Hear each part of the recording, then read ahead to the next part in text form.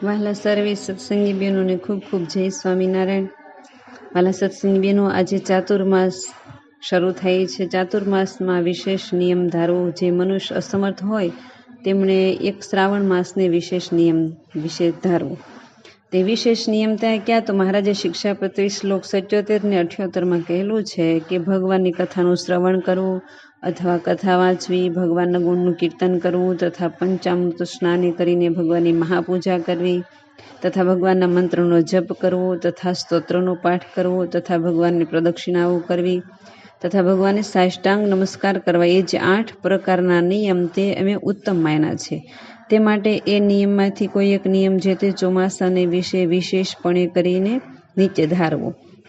એમાં વાંચન સંબંધી જે નિયમ છે તો એમાં વચનામૃત, ભક્ત ચિંતામણી, પુરુષોત્તમ પ્રકાશ, સત્સંગી જીવન, ગોપાળાન સ્વામીની વાતો, ગુણાતીતાનંદ સ્વામીની વાતો કે અન્ય કોઈ એકાદ ધાર્મિક સદગ્રંથનું વાંચન કરવું એવું નિયમ લઈ શકાય. પછી તપ સંબંધીમાં 1 મહિનો ચાંદ્રાયણ કે ધારણા પરાયણ કરવા, એકટાણા કે ચાતુર્માસની બધી જ એકાદશીઓ કોરી કરવી અથવા તો મોટી 3 એકાદશી કોરી કરવી, ઉપવાસ કરવા વગેરે નિયમ લેવું. અને ભજન સંબંધી નિયમ છે એમાં રોજ અમુક માળા કરવી અથવા તો મંત્ર જાપ કરવા, દંડવત પંચાંગ પ્રણામ કરવા, પ્રદક્ષિણા કરવી, જનમંગલના પાઠ કરવા અથવા તો 108 રોજ મંત્રનું લેખન કરવું, કીર્તન ભક્તિ કરવી, વંદુના પાઠ, હરિસ્મૃતિના પાઠ, એવી રીતે યથાશક્તિ ભજન સંબંધી નિયમ કરી શકાય. હવે સ્વભાવ સંબંધી નિયમ લઈ શકાય કે ક્રોધ ન કરવો, કોઈની સાથે ઈર્ષા ન કરવી, કોઈની નિંદા ન કરવી અને ન સાંભળવી, અપશબ્દ ન બોલવા, સંતો ભક્તોના ગુણ ગ્રહણ કરવા, વ્યસન છોડવું, ચા ન પીવી, બજારું કોઈ ચીજ વસ્તુ ન ખાવી પીવી, માતા પિતાને ગુરુની સેવા કરવી. આવું સ્વભાવ સંબંધી પણ નિયમ લઈ શકાય.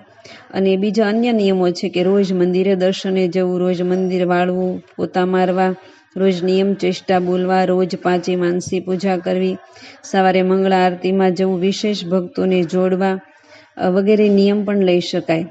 અને આવી રીતે નિયમ લઈને મહારાજ અને સંતોને રાજી કરીએ કે મહારાજ, હું આપને રાજી કરવા માટે આ નિયમ લઉં છું, તો આપ કૃપા દ્રષ્ટિ રાખજો જેથી આ નિયમ નિર્વિઘ્ને પૂર્ણ કરી શકું. એવી રીતે મહારાજને પ્રાર્થના કરી અને આ વિશે ચાતુર્માસના નિયમ લે. વળી પછી શ્રાવણ મહિનામાં શાક ન ખાવું, ભાદરવા મહિનામાં દહીં ન ખાવું, આસો મહિનામાં દૂધ ન લેવું અને કારતકમાં કઠોળ છોડવું. આવી રીતે 4 માસ સુધી પણ નિયમ ગ્રહણ કરી શકાય. તો વહાલા બહેનો, જે અનુકૂળ આવે તે નિયમ ગ્રહણ કરજો, જેનાથી ભગવાનનો ખૂબ રાજીપો થશે. સહજાનંદ સ્વામી મહારાજની જે બધાને જય સ્વામિનારાયણ.